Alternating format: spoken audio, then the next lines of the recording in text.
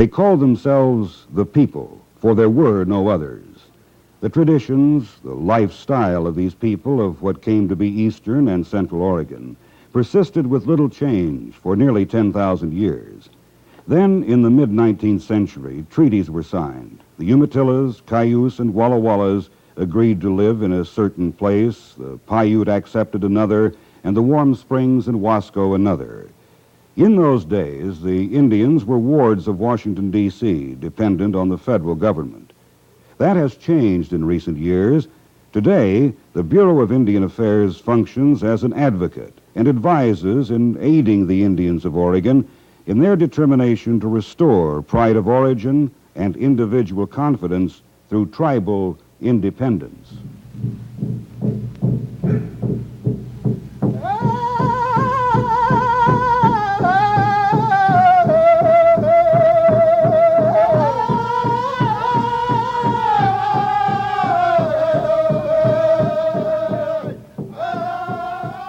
The dawn of man's existence in the Harney Basin of southeast Oregon probably occurred sometime beyond 15,000 years ago. At least that is the estimate of anthropologists who have established through relics that man certainly roamed this high desert plateau as long ago as 9,000 years. When the first trappers came in the early 1800s, they declared that the number of Indians here was incredible. Generally a friendly and peaceful people, the Paiutes wandered over a 5,000 square mile region. The bulb of the camas plant was the staple of their diet, and they were sometimes called the Wadatika, or seed gatherers. Those first trappers described the Paiutes as the most numerous nation in North America. But contact with the white man changed that. During the 1850s, hundreds of the Paiute people died of cholera. 20 years later, the Malheur Reservation was established. 1,800,000 acres was set aside for the wanderers. Then, after the Bannock War of 1878, the reservation was taken from the Paiutes, opened to settlement, and they were sent away. 86 years later, their descendants were paid 32 cents an acre for that land, but there were those who wished to remain in the place of their ancestors. In the mid-30s, some property was provided them, but the land and the houses on it were owned by the federal government. Finally, in October of 1973, that changed. But the tribe itself does not have funds. There's tremendous problems. And so we're continuing to work with the Paiutes, and they are coming along. And we are hopeful that we can provide a sounder and a sounder base for those Paiutes who've been struggling for so many years to make it on their own, to hold their reservation together, and to develop programs whereby they can become also more self-reliant. The Burns Paiute Reservation is the smallest and most remote in the state. It is 130 miles from Bend to the west, 190 miles from Boise, Idaho to the east. The reservation borders the Harney County seat of Burns. The Bureau of Indian Affairs has no one stationed on the 761-acre reservation. However, BIA personnel from the Warm Springs office are frequently in touch with tribal manager Lorraine Tiemann and members of the Tribal Business Committee. Most recently, BIA specialists helped locate a water source and install a well that now provides irrigation for about 120 acres. In addition, the BIA provided a grant and a loan for installation of the sprinkler irrigation system. As a result, the tribe receives a percentage of the profit from barley harvested here by an outside contractor. This cash crop is the tribe's only source of non-governmental money. Perhaps the Paiutes' greatest natural resource is their young people. Almost half the tribal members are under 20 years of age. But providing those young people the opportunity to stay is among the tribe's greatest challenges. The Indian unemployment rate is nearly 4 times the county average. As a result, about half the 225 members of the tribe do not live on the reservation permanently because they must go elsewhere to find work. A step in that direction is a $20,000 grant under the Comprehensive Employment and Training Act. That money may be used to provide classroom instruction and shop experience in industrial mechanics and metals through the Burns High School. Education and housing are high on the list of tribal priorities. There are no privately owned houses on the reservation. The structures, some badly in need of improvement, are occupied under an assignment system supervised by a board of trustees. Maintenance is up to the occupant, but with 45% of the Indian families making incomes below the poverty level, there simply is nothing left for home improvements. A study is being conducted to find out if development of a recreation area might be profitable. A pair of multi-purpose dams are planned on the reservation. The pool behind one might be developed as a fishing, boating, swimming, and camping attraction in an effort to persuade tourists passing through to stop over. Right now, there are no such recreational facilities in the region. Economic independence is the key to the stability and progress sought by the Paiutes. And if they drop out, sometimes they go to boarding schools or away to school, finish high school. In the last 20 years, we've only had about 3 people, Indian students, who have graduated from the local high school. And I think, they should be allowed or able to finish their education here where their parents live and where their homes are and everything. And I don't know, a lot of it is, just not being accepted, not being able to do the work, and teachers not understanding the differences between the Indian students and the non-Indian students. What are some of those differences? Well, I think the Indian students aren't as competitive, and they're not pushed by their parents as much as non-Indian students are. And I think, I don't know, the way I've always felt is that my children will do what they can do as well as they can do. The Constitution and bylaws of the tribe declare the Paiutes' determination. The document emphasizes as objectives advancement in education, improvement of land and resources, and achievement of maximum self-government.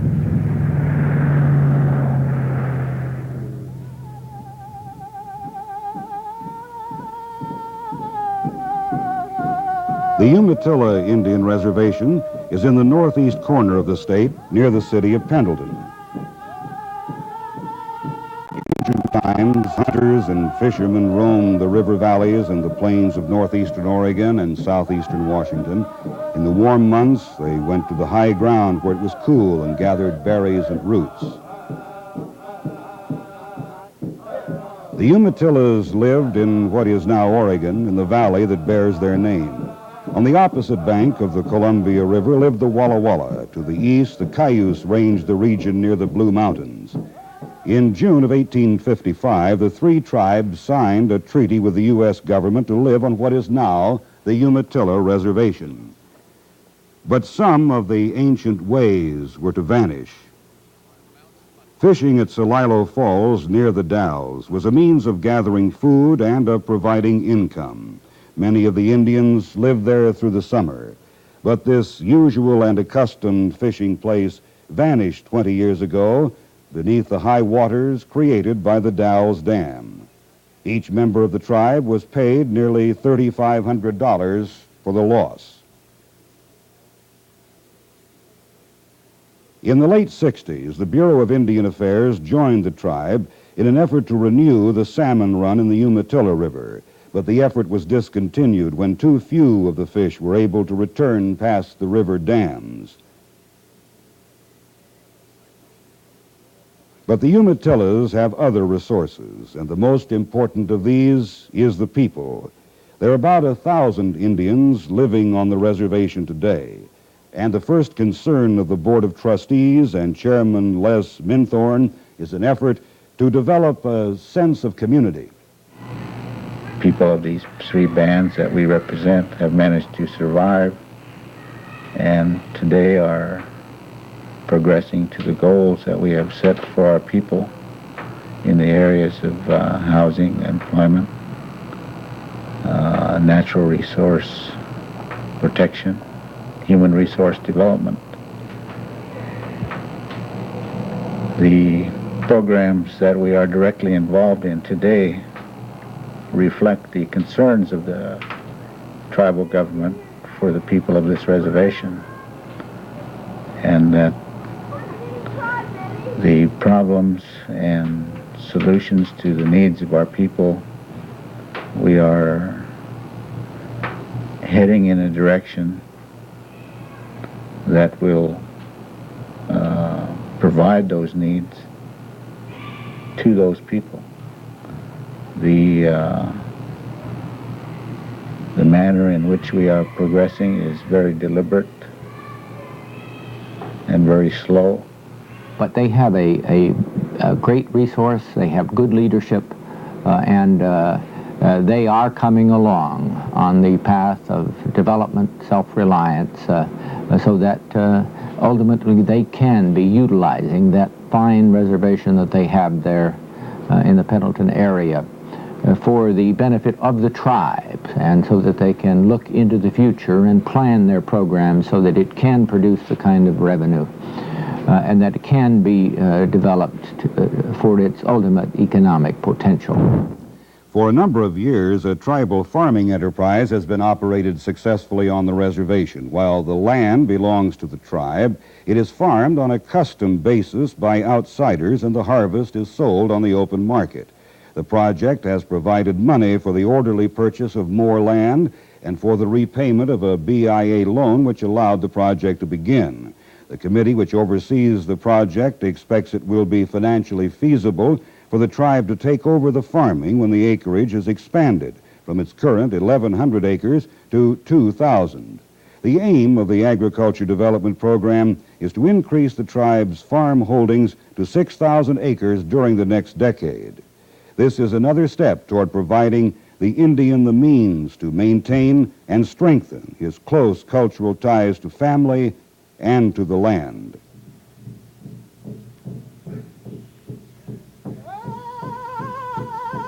It is estimated that some 16,000 acres of reservation land could be utilized for timber-related tribal projects with management assistance from the Bureau of Indian Affairs.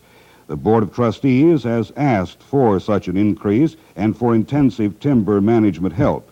Presently, timber from the reservation is simply a raw resource. The Umatillas hope to become involved in harvesting and in manufacturing. For 3 years now, the Umatilla Indian Forest Fire Crew has employed 20 to 30 persons on a seasonal basis.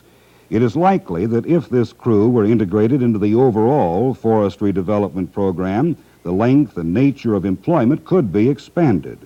The aim of the Bureau of Indian Affairs is to complement and assist the tribe in its goal of self-determination. One phase of that assistance is the BIA financing of a study to determine if it is economically feasible to establish a small neighborhood shopping center on the reservation at Mission. Such a complex might include a grocery store, laundromat, gas station, small appliance shop, and recreation center. Presently, such commercial facilities are unavailable on the reservation. The idea is for the complex to be established through a tribal commercial enterprise with the shops leased at a relatively low rent to Indian operators. This sort of development would be important in establishing an Indian community, a town which tribal members would run. And it would also mean that money now being spent elsewhere would instead be recycled through the reservation. Other projects are presently in progress to improve reservation living conditions. Some housing is being rebuilt, additions are being completed. The journeyman carpenter who heads the crew is supervising on-the-job training in the craft for 4 Indians. Application has also been made to the federal government for 50 new housing units by the summer of 1976.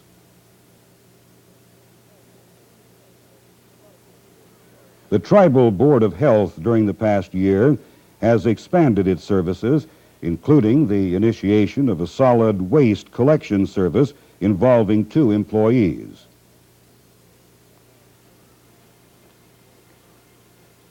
Currently, experts from Oregon State University are conducting a soils survey of the reservation aimed at determining the most productive use of tribal lands and how they should be managed.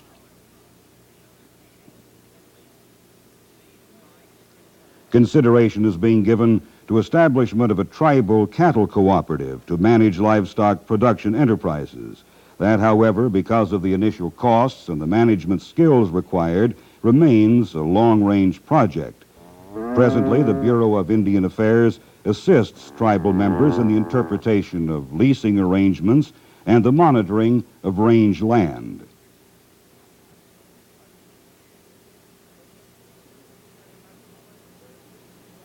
There has been discussion about development of parks on the reservation to serve small, light industries, such as telecom enterprises, which commenced 5 years ago in a home recreation room, assembling cable under contract to Tektronix of Beaverton. Today, the firm has its own building and employs 16 persons. It is possible that agribusiness-related industries, food processing and small manufacturing and assembly plants, may be welcomed if they are not disruptive to the nature of the reservation and are of benefit to the people. The land of the Umatillas, with its lakes, rivers, and forests, may also be valuable for recreational purposes. Here again, the question must be balanced on the scale both of economics and culture.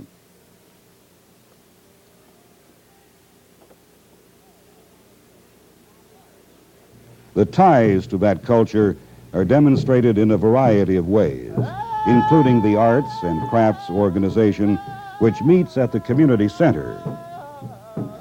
The group is dedicated to reviving arts that had been handed down from generation to generation and in recent years seem to be in danger of vanishing.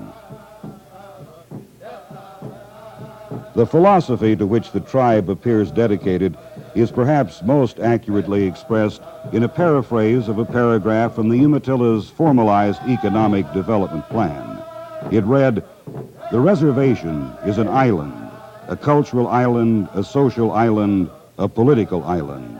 It must become a peninsula with many spokes joining the area around it. Now the island's spokes are weak. They need reinforcing, replacement. And in the center must be the people, strong, organized, individual, Indian." The largest Indian reservation in Oregon, both in terms of land and population, is the Warm Springs Indian Reservation in the north-central part of the state. The reservation is bound on the west by the Cascade Mountains, the Deschutes River on the east, and the Metolius River on the south. The land is dramatic in its extremes, from the 2,000-foot-deep canyon of the Metolius to the top of 10,500-foot-tall Mount Jefferson.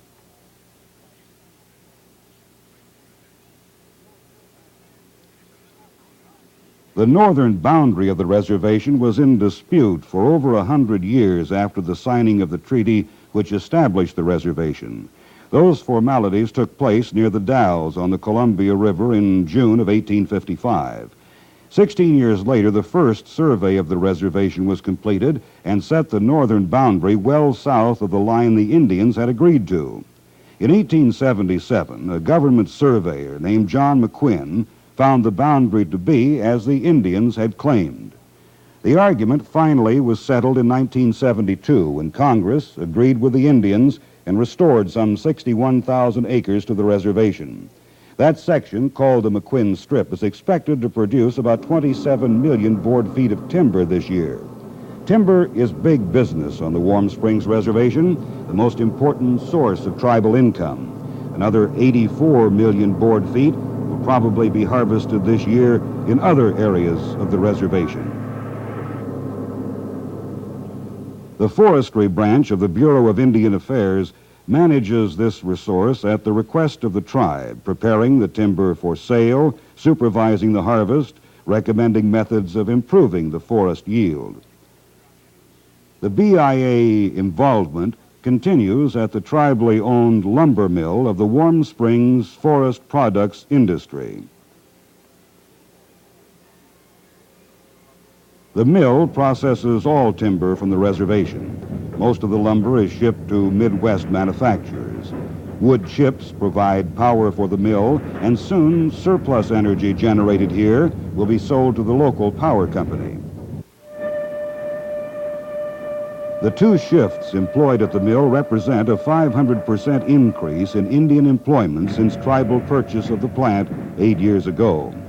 Facilities have been leased in Madras to extend the tribal production to plywood processed from veneer turned out at the mill. Expanded housing is high among the priorities of the Warm Springs. Approximately 130 houses have been constructed in the West Hills region and throughout other sections of the reservation. Tribal members were able to borrow money for home construction through a revolving credit fund established by the tribe. 50 units of a federally financed low-rent housing project have been completed and are now occupied. And the first mobile home park on the reservation has been completed, with plans for the site to be expanded. Another top priority project for the 1,800 residents is the planning for the reservation's first shopping center.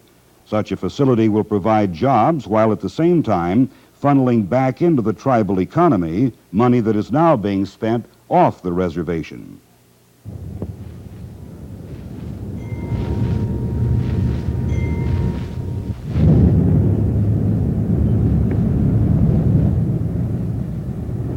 In the planning and discussion stages are an expansion of the park and recreation facilities, a permanent location for an industrial park to house the tribe's sub-assembly plant, which contracts with Tektronix and North Pacific for the assembly of electronic and toy components, and development of a museum, performing arts, and cultural center.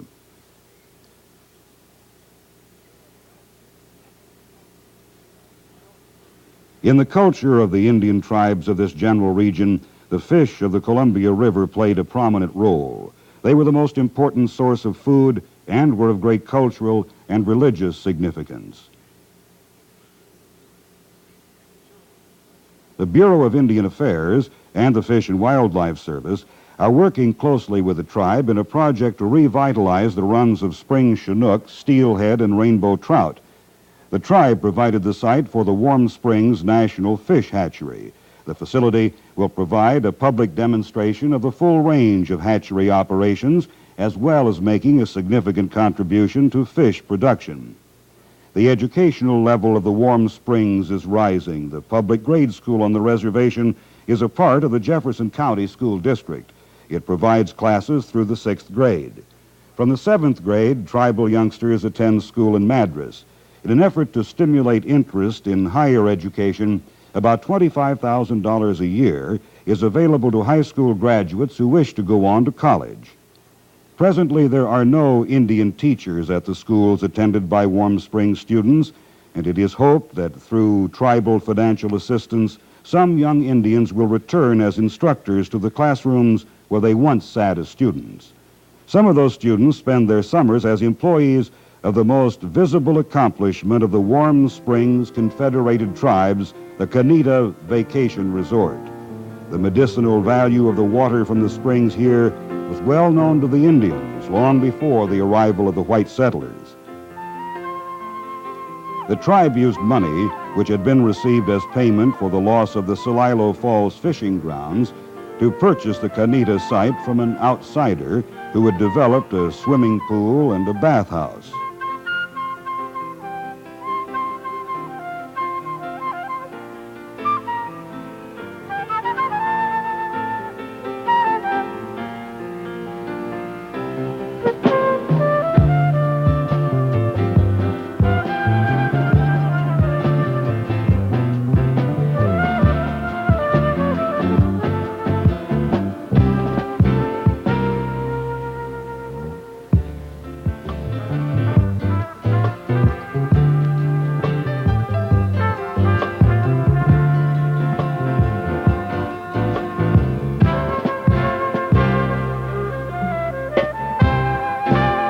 Resort Lodge opened in 1972 and is currently being expanded. Through the initial stages, and now as expansion is occurring, the Bureau of Indian Affairs has and continues to provide technical and advisory support when asked to do so.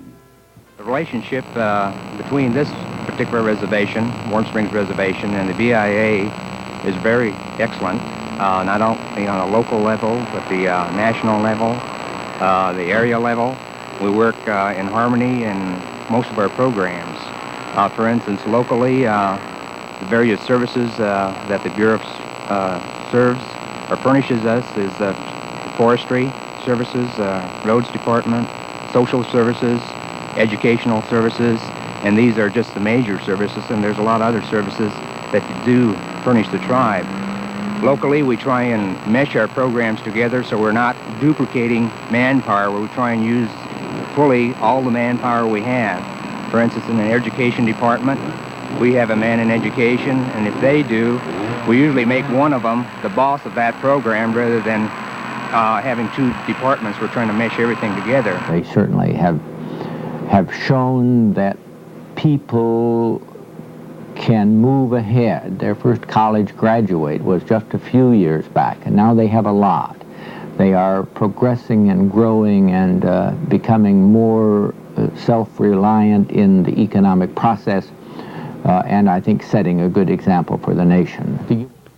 The role of the Bureau of Indian Affairs is that of advocate and advisor to the Native Americans of the Paiute, Umatilla, and Warm Springs reservations as they seek their destiny through their own efforts built on what they were and what they are determined to become in their own way.